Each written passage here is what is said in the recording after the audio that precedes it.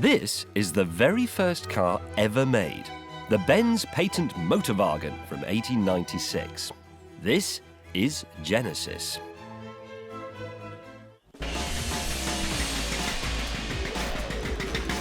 And it's absolutely nothing like the cars we know today. For a start, it has this tiller steering arrangement, which is exactly the sort of thing you'd find on a canal boat. And it also only has a single front wheel, so presumably if you're a bit too vigorous with this, the whole thing could topple over. Performance? Not great. It has a one-cylinder, 1-litre engine, which gives a top speed of 9. And with a 1.5-litre fuel tank, its range is only 5 miles. Tricky when the petrol station hadn't been invented, but it did show the world that personal, motorised transportation was possible. 3 years later, the British came up with this, the Royal Enfield. That's not the brake! No! Its controls were hideously complicated, but there were some good points. This had twice the power of the Benz, 2 horsepower. But most important of all, it had 4 wheels. So what they've accidentally designed here is the quad bike. One of the biggest problems with these early cars is getting them going in the first place. The starter motor hasn't been invented yet. There's no ignition key. You have to use the starting handle. And the great thing about this particular car, the Dion-Bouton, is that when you turn the handle, it will break your wrist. You what? 7 members of staff at the Motor Museum have had their wrists broken by this very car. Well, we don't actually need to drive it. We can just stand around and talk about it a bit. No. This is one of the very first cars that sold in great numbers. We have to know what it was like. You're going to have to get it going. Having got it started, we needed to get it moving, and for that we had a copy of the original handbook, which had been translated from French, because the car was made in France, into English. Literally.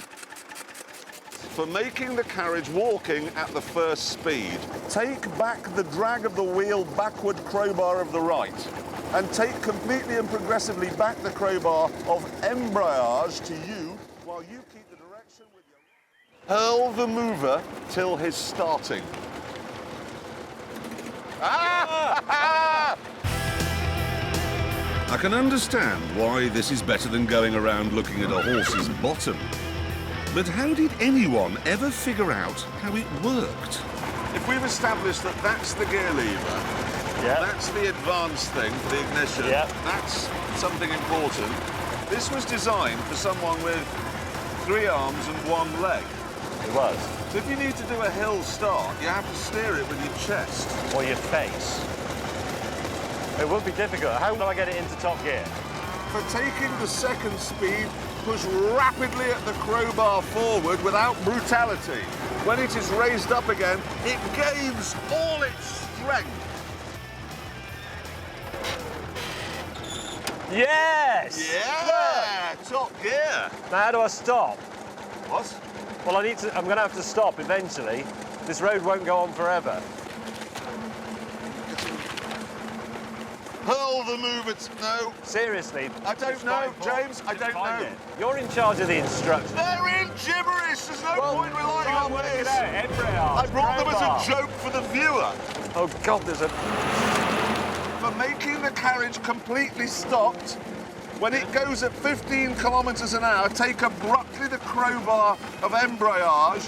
Right. So wait, we haven't finished. No, well, you haven't got very long. Come on. When you are in first speed, push. We aren't, are we? James, we're going to be killed! I decided to use ingenuity. I'm losing friction. I've got what? That's neutral. I've got neutral. It's my wind resistance. Stop it! I don't know how to Make do it. Stop! I don't... Right. Oh. So, France hadn't got it right, and nor had America. This is the Stevens-Duryea, which has 8 clutches. And what kind of dullard would think that that was brilliant? That's brilliant. What's brilliant? This gearbox. Look, this is a 3-speed constant mesh. So those are constant mesh gears, and it has selector forks, but it doesn't have dog clutches. So that's like the brake band on an automatic gearbox, in fact. And in a modern gearbox, one would always be loose on its shaft, either the input shaft or the lay shaft. That's 1903, and that is basically what... You might imagine that the first car to get everything in the right order was the first car ever to be mass-produced, the Model T Ford. By the time it went out of production in 1927, half the cars in the world were Model Ts. So you'd imagine that all the cars that came along afterwards would be laid out in the same way. Luckily, they weren't. Honestly, I'm glad this didn't catch on, because driving a Model T is more complicated than doing eye surgery. It's almost as though Henry Ford was being, I don't know, deliberately obtuse, because to make it move, you have to up the revs with the accelerator, which is here on the steering wheel, there. Then you move the handbrake to the middle, which somehow puts the car in neutral, and then depress the left pedal. Yeah! The only problem is, to maintain this speed, I have to keep my foot pressed hard down on what feels like a very, very heavy clutch pedal. And the pain in my thigh is excruciating. The only way around this is to change into top gear. Now, to do that, we have to go faster, push this lever, the handbrake, that isn't a handbrake, all the way down. Then I can take my foot off that pedal. Now the speed shoots up, whether you like it or not, to about 40. And 40 on wooden wheels in a world with hardly any roads is terrifying. Jeremy and I were beginning to believe we'd never find the first car with what we'd now call conventional controls. But then we stumbled on this. The Cadillac Type 53 from 1916. Look! A handbrake and a gear lever in the middle of the car and 3 pedals in the right order.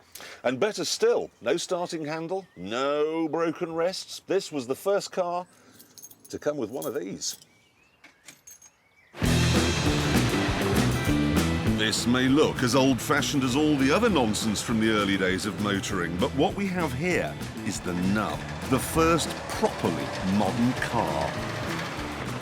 The thing is that nobody knew when this came along that they had actually hit on what would become the template for all cars in the future. Exactly, this bright idea could easily have been snuffed out by the next bright idea. No, but what made this bright idea stick was that a British chap called Herbert Austin, who I'm sure you know came along, copied all the ideas and put them on his car for the people, which was, of course, The 7. the 7, exactly.